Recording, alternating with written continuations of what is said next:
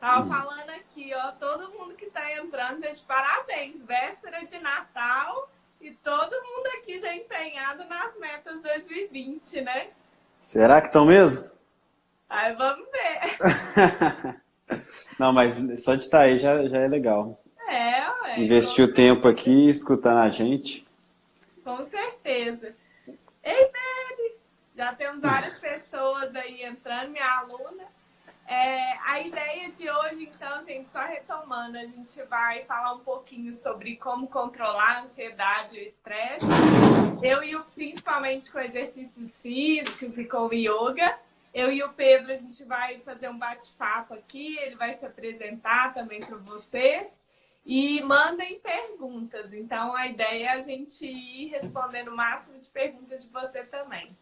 Acho que você pode começar se apresentando, né, Pedro? Beleza, vamos lá. Eu sou o Pedro Moreira, eu sou pesquisador de saúde e bem-estar há uns 4 anos. E por volta aí de 2016 eu tive uma grave crise aí de ansiedade que me fez buscar tudo que eu puder. Eu sou aquela pessoa que quando alguma coisa dá errado, eu busco o que eu posso, assim, eu faço tudo que eu posso para conseguir consertar, arrumar, melhorar. E nessa minha busca por melhorar, eu comecei a estudar sobre alimentação, sobre exercício, comecei a meditar, comecei a fazer yoga, fiz coaching e tudo mais. E fui descobrindo o que realmente eu gostava, o que fazia mais efeito, o que ajudava mais. Então eu posso dizer que eu encontrei bastante coisa aí que me ajudou a melhorar essa questão do estresse e da ansiedade. Experimentou um pouquinho de cada coisa. Um pouquinho de cada e ver aquilo, o que fazia mais sentido para mim, né?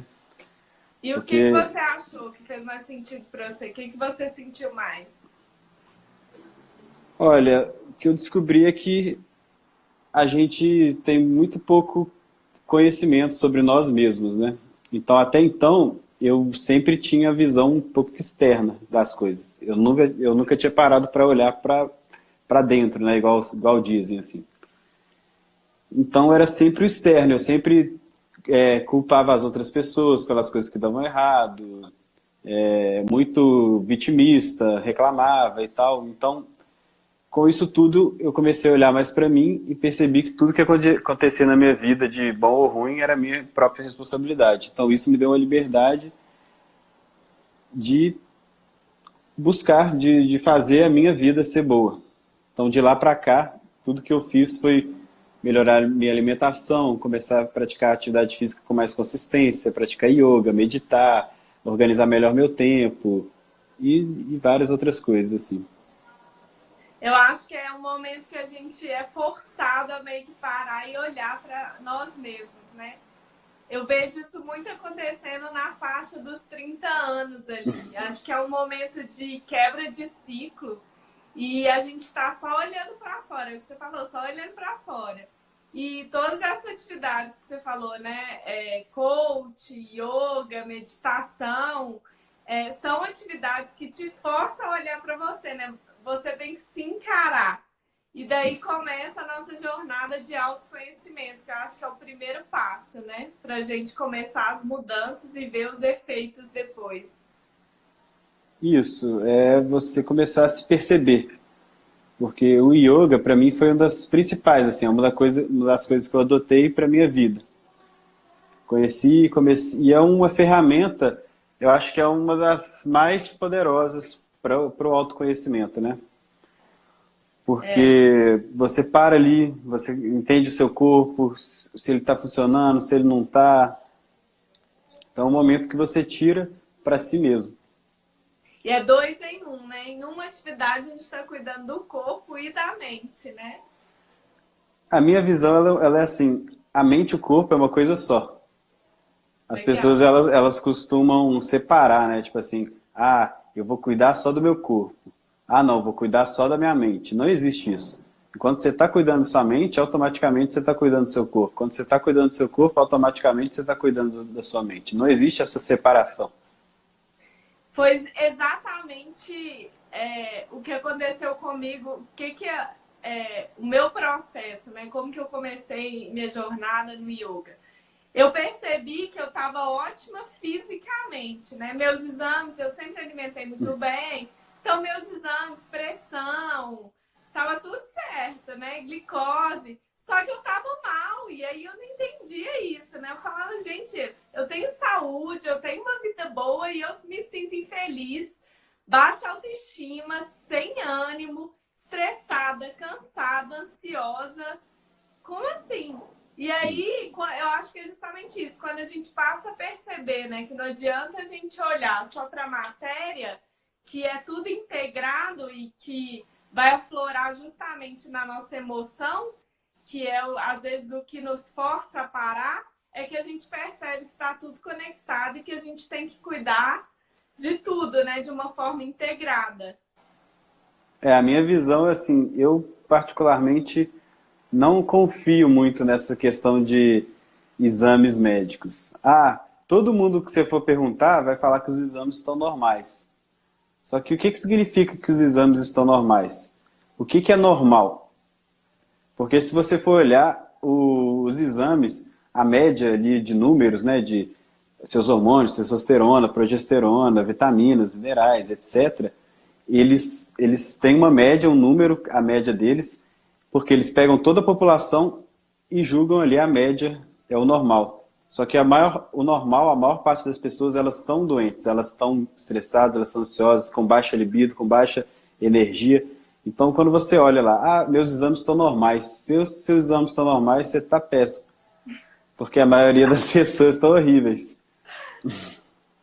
E outra coisa também é que números não significam nada. O que o médico tinha que perguntar?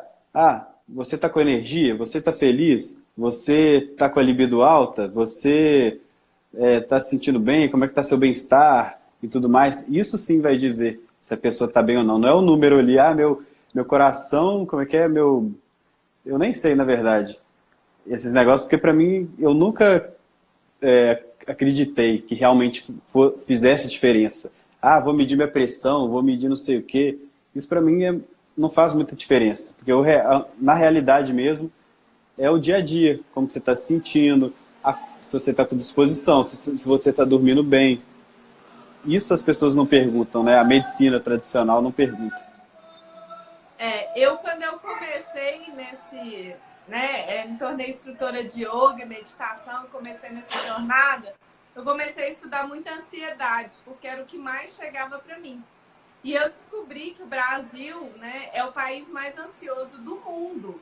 E quando eu descobri esse dado, né, um dado da OMS, Organização Mundial de Saúde, assim, eu tinha uma ideia de que a nossa população, né, a gente estava emocionalmente doente e que isso muitas vezes você não identifica no exame, né? É o que você está falando, não é um exame que você vai lá e mede para saber seu nível de ansiedade, né? Se você está, vamos dizer, doente emocionalmente ou não. E isso me assustou demais, né? Esse dado. E é isso que você está falando. É tão sutil, né? Você não pode resumir a números, porque é emoção, né? É sentimento. Por mais que também tenha como você medir um pouco, porque quando você está estressado, ansioso, você libera muita adrenalina, você libera muita cortisol. A respiração, pressão, né, muda. Acaba afetando o físico, sim, mas o mais importante é exatamente como que você está se sentindo, né? E ontem eu estava até conversando com a minha cunhada, é engraçado, né? As pessoas estão tão no automático que você pergunta, se ela me falou que perguntou para um amigo, como que você tá? E ele falou assim, tô bem. E ela sabia que ele estava passando por um momento difícil. Aí ela falou assim, não, de verdade, como você tá? E ele falou assim, não tô bem. Então, as pessoas automáticas, você pergunta, né? Como é que você tá? Todo mundo responde, tá tudo bem. Mas não tá bem, né? O negócio é que as pessoas, elas têm um pouco de receio, medo de olhar para si, de parar e olhar. O que elas preferem fazer? Anestesiar essa dor. Com o quê? Com álcool, com televisão, Netflix, celular, açúcar, droga. Aí elas vão só anestesiando e tentando jogar poeira para debaixo do tapete. Até que uma hora que estoura. Que foi o que aconteceu comigo, né? não tinha como mais eu esconder essa ansiedade, que na verdade ela vem, pelo menos de mim. É uma coisa um pouco mais da vida, assim, de buscar o sentido da vida e tal, essas coisas. Que foi o que me veio muito forte. Aí eu busquei espiritualidade, fui entender mais como é que funcionava a vida, o universo, e tarará, tororô. Então eu acho que as pessoas elas ficam tentando evitar essas coisas, vai jogando por debaixo do tapete, vai se anestesiando até que uma hora estoura. Exatamente. E eu acho que é legal também, às vezes eu sinto que as pessoas me veem você, que de certa forma a gente já passou por esse processo e tem uma disciplina, né, de cuidar através dos exercícios, do yoga, da meditação, e as pessoas pensam, eles não têm mais ansiedade, né? Acabou, eliminou.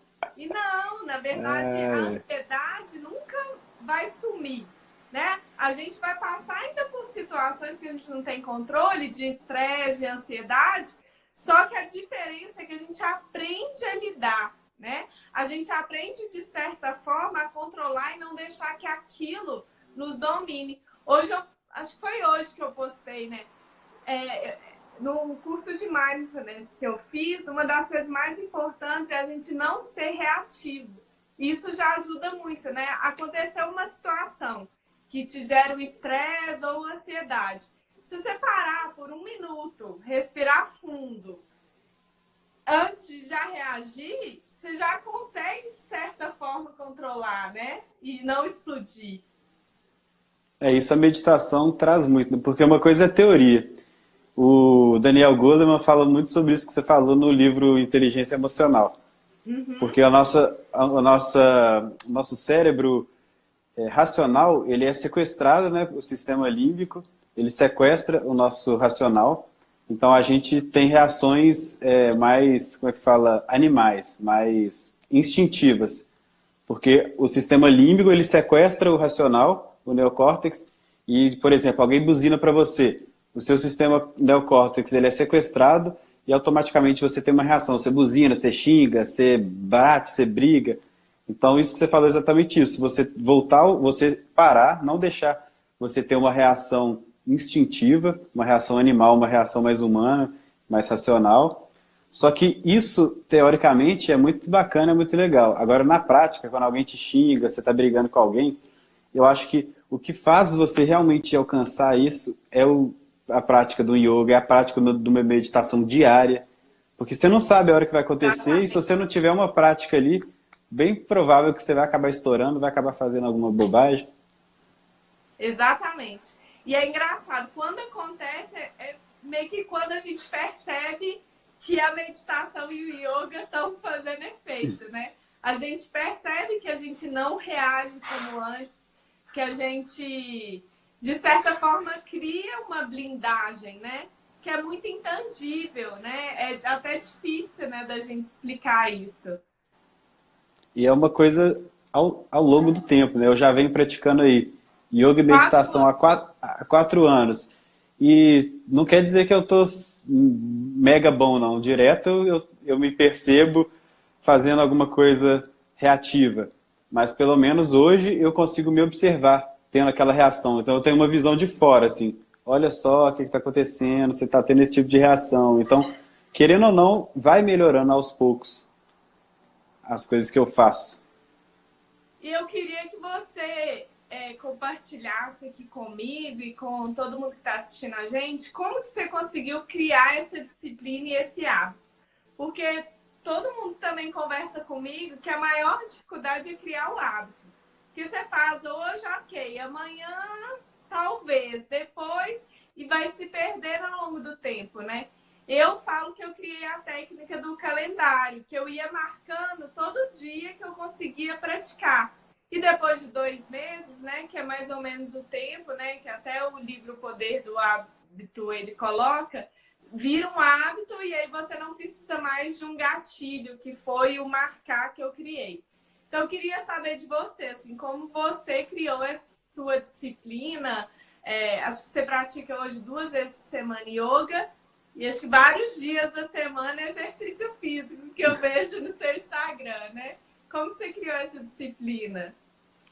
O exercício hoje eu faço escalada. Então eu vario entre escalada e yoga. O seguinte, primeira coisa que a pessoa tem que pensar ela tem que ter forte o porquê que ela está fazendo aquilo. Então a motivação tem que vir de dentro muito forte. Não adianta nós dois aqui, falar que as pessoas precisam meditar, precisam fazer yoga, se ela não realmente acreditar que aquilo vai trazer um benefício concreto para a vida dela. Então a primeira coisa é você realmente entender o porquê que você está fazendo aquilo e o benefício que aquilo vai trazer para você. Você tem muito claro na sua mente isso. Primeira coisa. Depois, você vai decidir exatamente o que você vai fazer. Qual tipo de meditação, por quanto tempo, qual tipo de yoga, por quanto tempo. Vou usar esses dois exemplos aqui. Depois, você vai começar pequeno. 5 minutos por dia, uma prática de 10, 15, 20 minutos de yoga.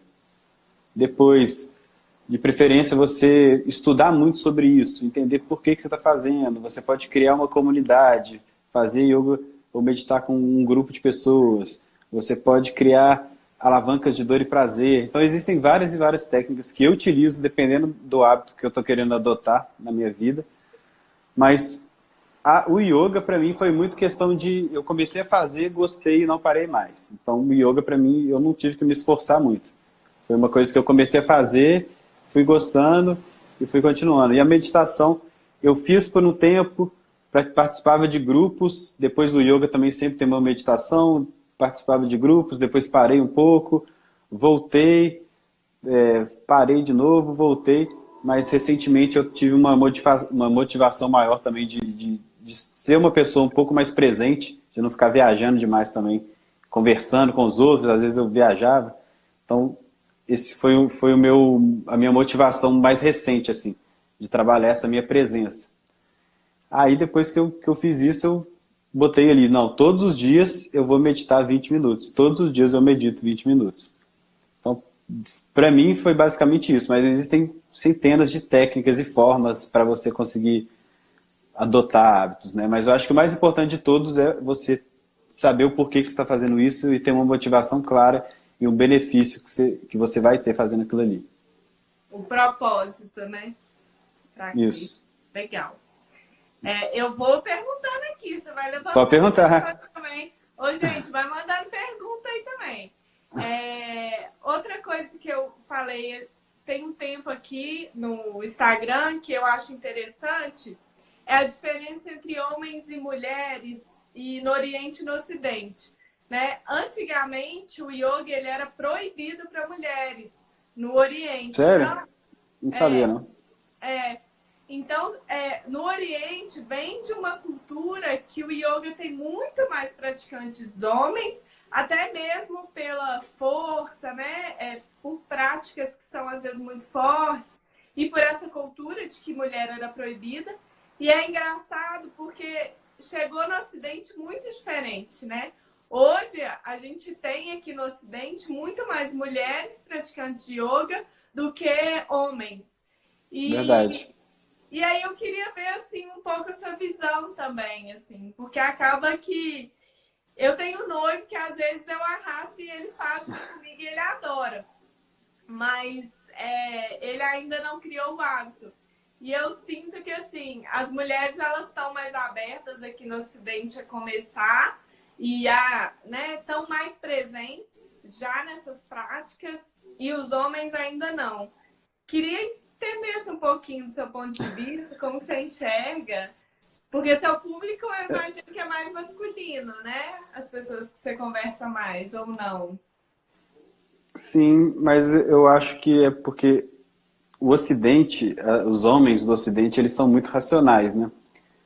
Então o yoga, ele vem nessa questão um pouco mais subjetiva, um pouco mais lenta, mais sutil e tudo mais. E também veio com muitas essas coisas de mantras e não sei o que, e namastê. Então tem muito homem que enxerga um pouco com preconceito. Acha que é uma coisa muito lenta, muito devagar, mas nunca fez. Quando faz, vê que é pressão, que não é fácil. que exige bastante. Então, acho que é muito isso, é muito mais preconceito do que qualquer outra coisa. E falta de conhecimento também. É, legal. E me conta a sua experiência, como que foi a sua primeira aula de yoga? Eu adoro falar isso também, porque assim, pessoas acham, né? Porque é mais ou menos isso, né? A gente tem uma impressão de que o yoga é mais lento e de certa forma é. E quando a gente começa a praticar, às vezes a gente está no estado, no nível de ansiedade tão alto, tão agitado, que é um choque realmente. Então, eu já contei aqui algumas vezes, posso contar de novo e queria saber como Pode foi a falar, sua como é que é? primeira aula de yoga. Hã? Conta você primeiro. Eu tentei fazer uma aula há quase 10 anos atrás, numa academia. Fui eu e minha mãe. E era um professor, assim, mesma coisa, que ele não adaptou muita aula, assim, pra mim, pra minha mãe, que era a primeira vez. Então, assim, eu achei quase impossível fazer as coisas que ele estava fazendo. Eu não tinha força, eu não conseguia fazer nada. E aí eu saí sem paciência. Eu falei, esse negócio não é pra mim. Aí eu fui experimentar de novo, após esse processo que eu tive, junto com a terapia, psicologia positiva, meditação. Eu falei, bem, vou dar mais uma chance para o yoga. E coloquei como meta há 5 anos atrás, né? Então, esse momento super propício. Foi no final do ano, eu falei assim, não, no ano seguinte vou começar yoga. E aí eu comecei de novo. E aí na primeira aula, eu lembro que assim, eu já me senti um pouco mais confortável. Foi uma professora que me deu certa atenção por ser a primeira prática, né? Porque isso é muito importante, é o que eu falo. Não tome a primeira experiência como única. Por quê? Existem diferentes tipos de yoga, diferentes tipos de professores. Então, se você tem diferentes tipos de aula, você tem aulas para níveis avançados, né? Níveis de iniciantes. Então, você tem que saber também aonde você está entrando e experimentar diferentes. Mas nessa aula eu já consegui fazer as posturas melhores. Mas quando chegou no Shavasana, na parte de relaxamento, eu fiquei assim, meu Deus, esse negócio não vai acabar nunca, não vai acabar, não acaba, não acaba. De tanta impaciência e ansiedade que eu tinha. E assim, foram mais ou menos, devem ter sido uns 6 minutos de relaxamento final, que para mim foi 20 minutos, porque não acabava nunca. Só que eu fui entendendo e entendi que aquilo estava indo contra o ritmo que eu queria desacelerar. E aí eu fui acostumando, entendendo, e hoje, assim, o relaxamento eu falo assim, nossa, já acabou? Né? Minha relatividade do tempo mudou muito. Então foi mais ou menos assim a história. Mas na época, então, você estava muito estressado. O que estava se passando alguma coisa? Estava trabalhando muito? O que estava acontecendo? Eu trabalhava, eu tinha um relacionamento muito complicado, né? Eu namorei 8 anos e meio com uma pessoa que tinha transtorno bipolar. E eu fui entrando nas crises depressivas juntas. E aí eu mergulhei no trabalho para fugir disso. Então eu trabalhava 14 horas por dia, de segunda a segunda, porque era minha fuga. E aí foi virando uma bola de neve, assim, vida sem sentido, mergulhando em depressão da pessoa que estava comigo, trabalhando ansiedade, perfeccionismo. E eu falei assim, eu vou explodir, isso é uma bomba relógio. E aí eu procurei recursos, igual você, foi aí que eu cheguei no yoga. E dessa vez que eu, né, há 5 anos atrás que eu comecei, eu não parei mais. Aí eu entendi e comecei a absorver o sentido, né, o que realmente era o yoga. Que massa. Deixa eu ver aqui, alguém mandou uma coisa aqui. Na maioria dos estúdios, você pode fazer uma aula experimental. Cada tipo de yoga. Exato. Dependendo do estúdio, tem tipos diferentes, né? Mas muitos é um só. Mas vamos lá, vou falar da minha primeira aula. Eu estava nessa onda de passando por esse processo da crise que eu tive. Aí eu comecei a fazer coaching com uma prima minha. E ela é professora de yoga. Aí ela recomendou, assim, não recomendou, ela deu uma sugestão, assim. Tenta fazer uma aula de yoga, sei lá. Eu falei, beleza, vou procurar uma que tem aqui perto de casa. Aí eu fui numa que tinha aqui e estava tendo um professor substituto no dia. E esse professor, ele foi o que me deu aula durante 2 anos seguidos. E ele é todo meio místico, assim, ele como é que fala? Quando a pessoa consegue ver as coisas, sentir as coisas, médium, ele é médium, É. assim. Aham. Aí a aula dele é toda diferente. Ele chama a aula de o Yoga das Sete Inteligências, de acordo com os 7 corpos e não sei o quê. Só que é bem a pegada de rata também.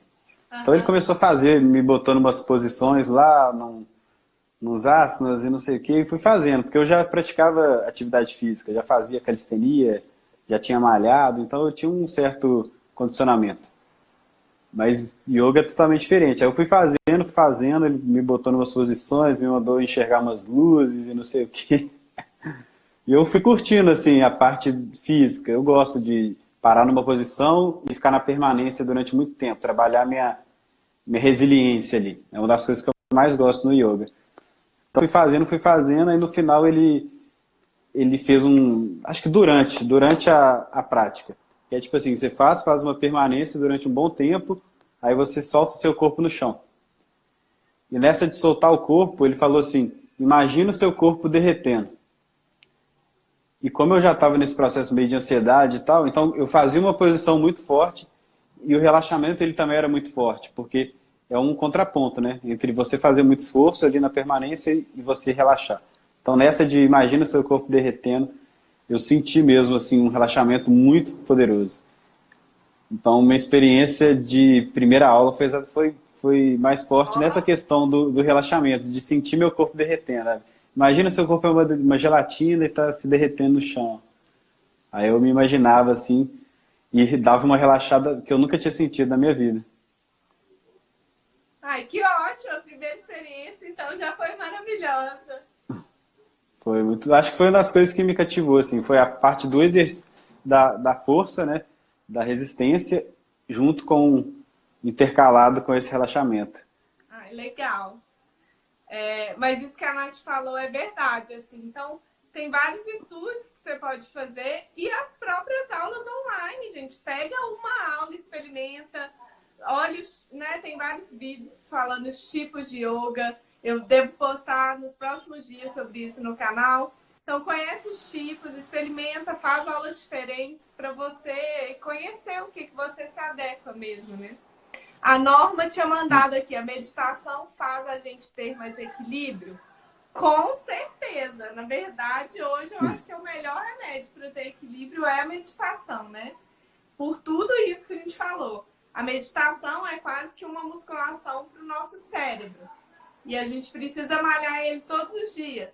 E é ele que domina todas as suas sensações e emoções. Então, quando você começa a malhar ele e a conseguir exercitar, você está, de certa forma, dominando mesmo ele, e aí você consegue obter mais desse equilíbrio. Resumindo assim, né? Pode Uma dar a outra sua visão. coisa que eu gosto de falar é que o yoga, ele significa a reconexão com o seu superior, com a conexão com o universo e tudo mais. E para isso, você tem que ter o domínio sobre o seu corpo, não o seu corpo ter domínio sobre você. Então, seu corpo tem que estar em estado para ajudar você a fazer suas coisas, não ser sei lá, um problema. Então, o que é o yoga? Também é você dormir bem, você fazer uma higiene do sono boa, você praticar atividade física, você comer bem. Não adianta também você achar que você vai fazer uma aulinha de yoga lá e você vai comer porcaria a semana inteira fazendo yoga. Não, yoga é a sua vida como um todo. Desde o momento que você acorda até a hora que você vai dormir. Então você dormir bem, você praticar atividade física, você se alimentar, tudo isso é yoga.